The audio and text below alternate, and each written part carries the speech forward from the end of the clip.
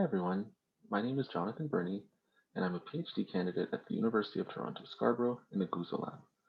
And today I will be talking about using the technique flow virometry to quantify proteins on the surface of HIV particles. And while my research primarily focuses on HIV, the technique that I will be describing today can also be used on other viruses.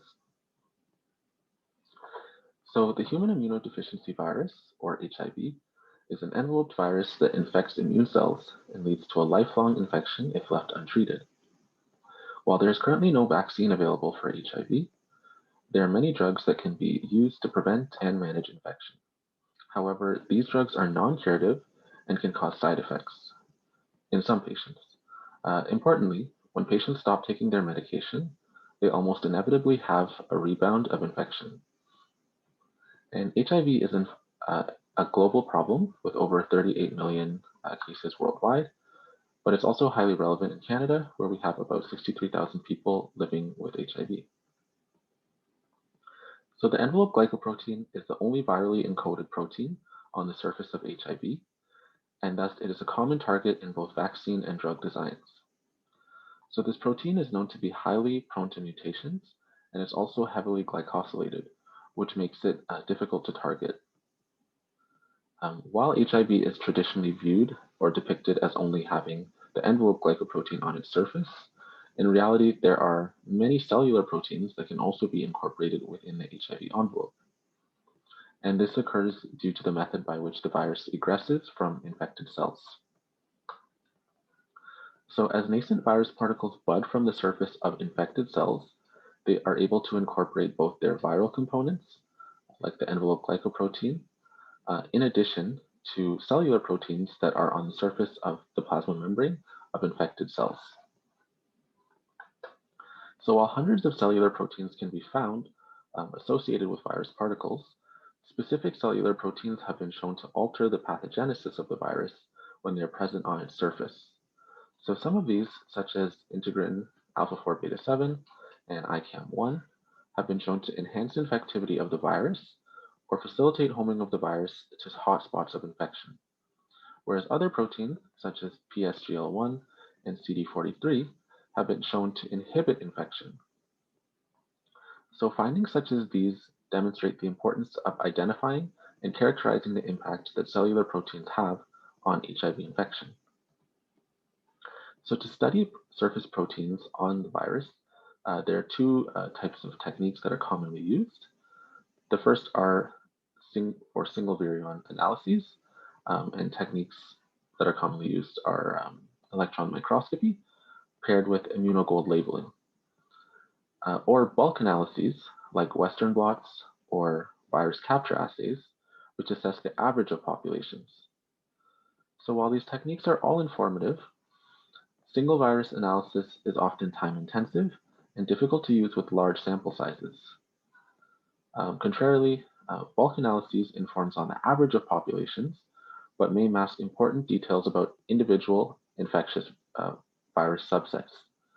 And this is particularly important for HIV infection, since many HIV particles are known to be defective and non-infectious. So flow virometry, or nanoscale flow cytometry, is a relatively new technique that can be used to analyze viruses. This technique employs the commonly used technique flow cytometry, which is typically used for single cell analysis, and applies it to viruses. So flow cytometry has been traditionally used to study cells and bacteria, but only recently it was able to be used to study viruses. And the reason for this shift is because viruses are orders of magnitude smaller than both eukaryotic cells and bacteria. So most traditional cytometers were unable to detect viruses based on their small size. However, the benefits of using this technique on viruses is that it would allow for high throughput detection on individual viruses and allow for antigenic characterization on these individual particles. So typically, to be able to identify or distinguish viruses using flow cytometry, some commonly used techniques are to stain either nucleic acids within the virus or the envelope of the virus, or to have a fluorescent fusion protein somewhere within the virus to be able to detect the virus by fluorescence on the cytometer. However, in our lab, we wanted to try a different method of detecting the virus, which I will talk about on the next slide. So we wanted to develop a flow virometry protocol that would allow for direct staining of proteins on the surface of the virus and quantification of these proteins without the need for additional virus concentration techniques, because we aim to use this technique on clinical virus samples. So while limited antigen staining has been performed on HIV before using flow virometry, no quantitation of surface proteins has been performed with this method. And similarly, prior attempts to use this method involved using magnetic beads or ultracentrifugation to concentrate the virus or to increase its ability to be detected on a cytometer. So we wanted to use a technique that did not involve either of these. So we chose to use a transfection-based pseudovirus production model, where we made viruses that had host proteins on the surface of them. And the proteins that we chose were integrin alpha-4 beta-7, CD14, and CD162, because these have previously been shown to be within the HIV envelope. And we used an overexpression transfection model to ensure that we had high levels of these proteins on the surface of the virus to optimize our chance of being able to stain them successfully directly in cell culture media without any concentration measures. So next we validated that our transfection method was working, first by visualizing our virus particles using electron microscopy. Next, we validated that our virus-producing cells displayed our host proteins of interest, so integrin alpha-4 beta-7, CD14, and CD162. And then finally, we validated that our virus particles also had our proteins of interest, and we used a virus capture assay for this. And then when we acquired our virus preparations on the cytometer, we were able to see that a distinct virus population was present. You can see that here in this black gate, indicated by the red population here. And when we run cell culture media alone, we're not able to see this same population, which is indicating that we are able to successfully see our virus just based on light scatter using our flow cytometer. So to ensure that we could produce flow virometry data that was reproducible and that could be replicated across institutions, we calibrated our data using FCM Path software, and we paired this with light and fluorescence reference speeds, light scatter and fluorescence reference speeds. So after calibration, we were able to convert our arbitrary units of our flow cytometry files to calibrated units of PEMESF for fluorescence and scattering cross-section for the scatter of our viruses. And by doing this, we are increasing our ability to allow for cross-institutional comparison, and it enhances standardization for reliability. So it's well established that the number of PE conjugated antibodies bound to a cell can be quantitated on a flow cytometer using PE reference beads.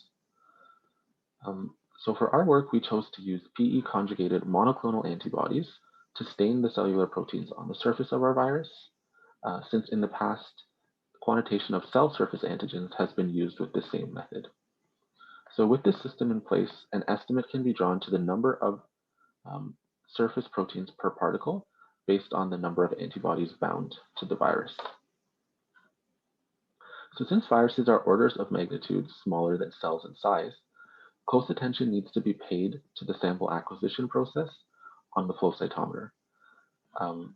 So here on our flow cytometer, here's a depiction of a flow cytometer where you can see single cells passing by the excitation laser one at a time.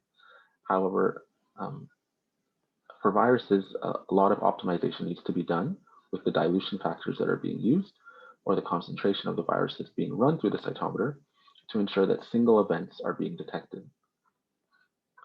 Similarly, concentrations of antibody that are routinely used for cell staining can be problematic for viruses because due to their small size, it's very easy to saturate the viruses when you're staining and to, in reality, have a lot of different swarming, which can mask the ability of the cytometer to detect dim biological signals on the virus.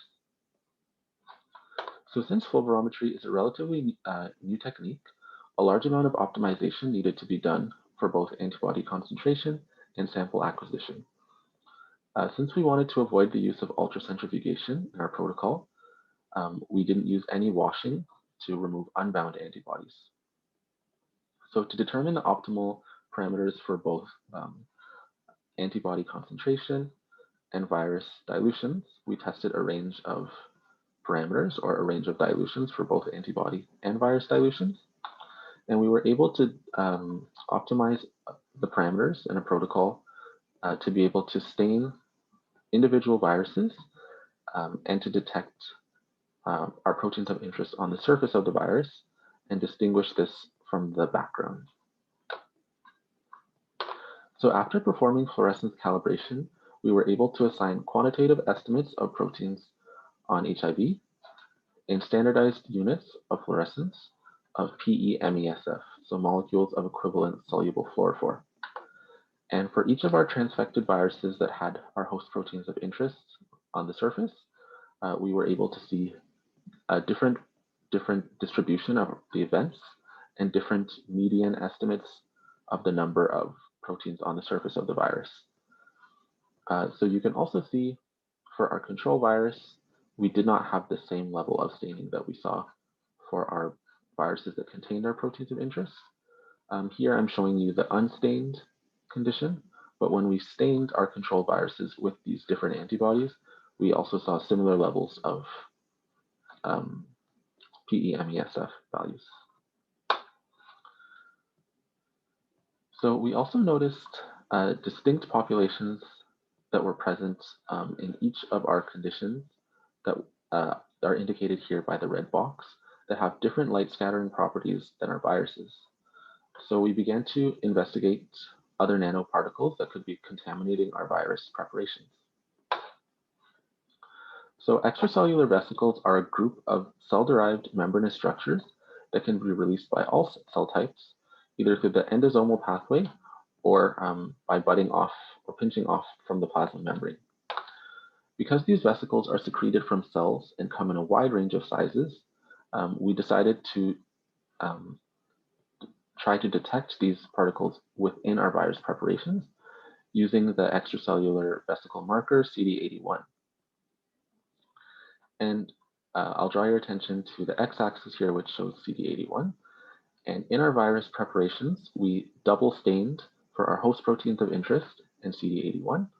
And we were able to see in all of the different conditions that CD81 was present either on the surface of our viruses or on particles that were contaminating our virus preparation.